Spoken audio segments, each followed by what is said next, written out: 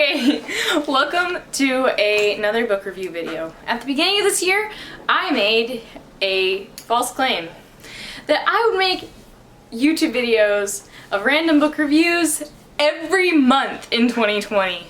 Did that happen any month besides January? No, it did not. Not at all. So now, in November, I'm bringing to you a second book review video. So, for the sake of full disclosure, I read several books on Kindle. I read some crappy young adult fantasy romance books, which were a great time waster, but I'm embarrassed that I read them. Next book! Yeehaw! Shh.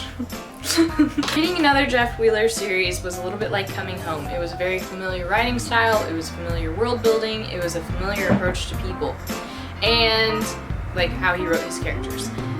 So I enjoyed it in that respect of like, yeah, this is familiar, this is like, the plot progression is somewhat similar through all of his series, and I enjoyed that, quite honestly. It was nostalgic.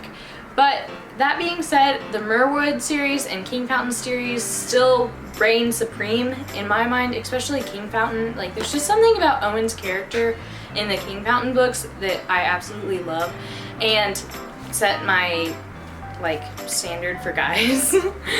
And yeah, sorry Caleb. I only like you because you like my book crush. The Killing Fox series, however, was not as good as the King Fountain books. It felt a little bit lacking in the magic department. Like, the magic felt similar to his other books, but like wasn't all the way fleshed out, and then the plot kind of fell apart towards the end.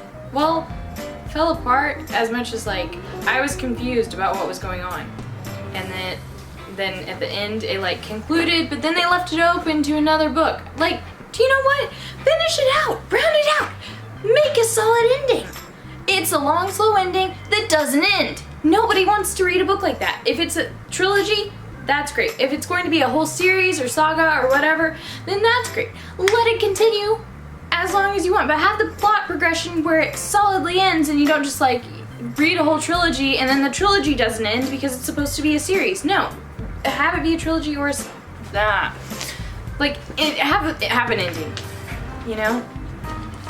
Endings that leave some to be desired are annoying.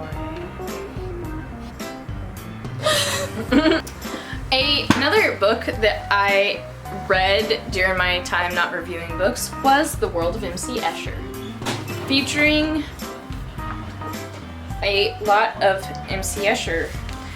At the beginning, I read all through this, I'm losing my papers, all through the work of M.C. Escher part, which was a lot of random things, but it was also really fascinating, and I learned a lot about Escher. So he made these pictures that are typically, I'm going to say, geometrically complex and 3D. And honestly, I find them really interesting and fascinating to look at. Some of them, however, are quite dark and weird. Like, that's just weird, you know? So in that respect, he sort of reminds me of Poe, but he's actually more constructive. Like, his art is really cool, and he influenced like Art Nouveau a lot, which I found fascinating because I have a personal affinity for Art Nouveau. So I thought it was really neat. And at this part in the video, I'm going to insert a slide about totally true facts about Escher.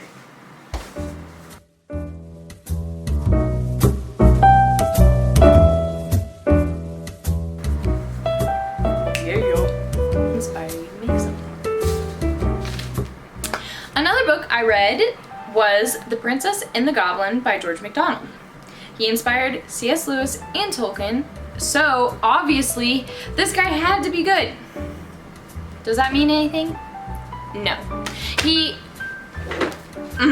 Maybe some of his other books are good. I'm not going to totally say all George MacDonald is just like subpar what you're expecting it to be, because I haven't read everything that he's written, or even most things he's written. I've read one book, but that being said, I probably had a higher mental standard of what I was expecting The Princess and the Goblin to be than what it actually was, which really wasn't that great, honestly. Like, it seems like it's supposed to be really symbolic, and there's like, I'm sorry, that was loud.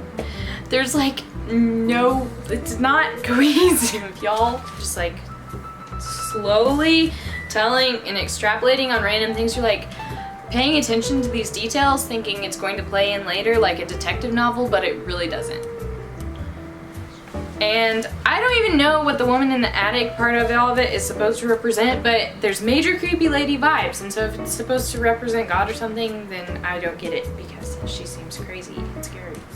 The other thing I learned from this book was that goblins are weird. According to George MacDonald, they have like hoofed feet, like with no toes, but if a goblin has toes, then like it would be bad, and only the queen goblin is allowed to have toes. And they wear like rock shoes to protect their feet because that's the only sensitive part of the goblin. So just in case you encounter any goblins, there's a life hack for you. I read it for my literature, so I had to read it, and I tried to annotate it, and the most enjoyable thing about it was I'm keeping like a little post-it of what a princess should be like according to George MacDonald and what a goblin is like. World Religions and Cults Book 1. So this is part of a 3-book series. Normally I wouldn't review curriculum unless it was like a special curriculum review video. That being said, as a total disclaimer, I would read this book outside of schoolwork. It is so good. Like, it goes over absolutely everything over the course of the series.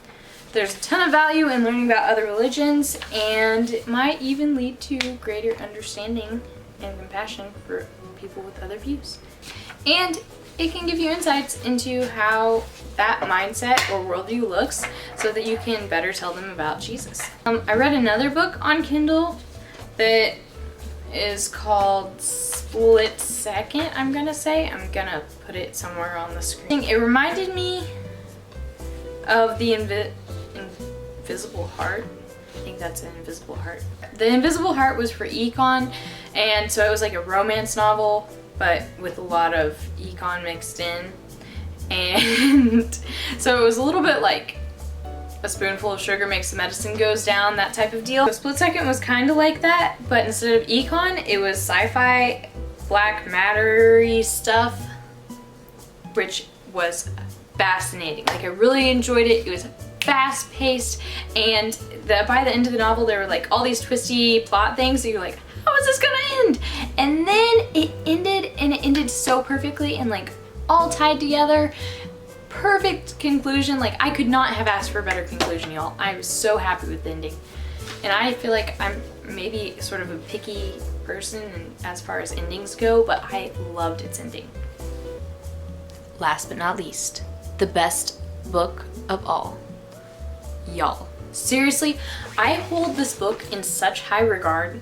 Like, there's the Bible, highest, but after that, it's Dawn of Wonder.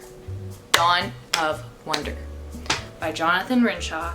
You need to read it. If you read nothing else this year, read Dawn of Wonder.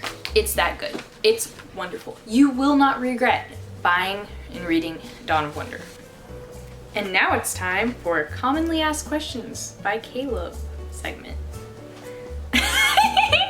Elsie's about to spit her tea. So, this past few months, I asked my boyfriend to buy a book off of Amazon. He bought Dawn of Wonder, but he's still yet to read it. It sits on his nightstand as I speak. Will he read it even when I post this video? You decide, Caleb.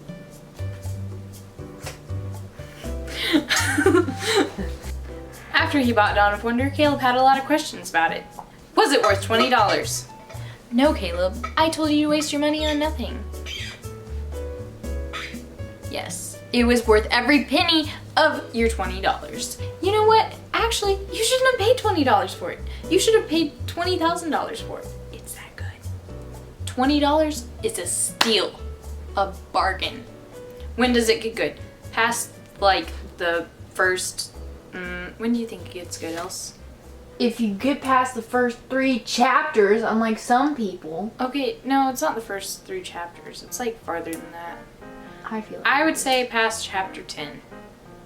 At least. Like, that's generous. Past chapter 10, you should be hooked in on that thing. Like, the plot grabs you after a certain point. Like, the beginning is slow. The setup is slow, but it's worth it, okay? Just push through. Why is it so big? It's big because it's a big story. And instead of dividing into little tiny chunks that are spanning over a whole ridiculously 30-book series, it is all in one book. That means it's a big book, okay? Big deal. Will you still love me if I don't read it? Maybe. Probably not. I'm kidding. But am I kidding? There's only one way to find out. Just to read it. Okay. This segment is really dramatic. Like, once you read it, the bar is set. The bar is set this high. Hugely high. Like, all other books fall short. And I'm going to say it just so I have video proof of me saying it on video and I can't recant my word. It is better than Lord of the Rings. You said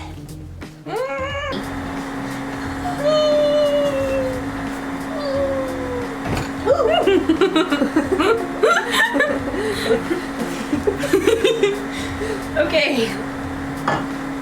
Do you need a cup holder? No, that's fine. I'm in Elsie's room. Everything goes. I don't have to care about her furniture.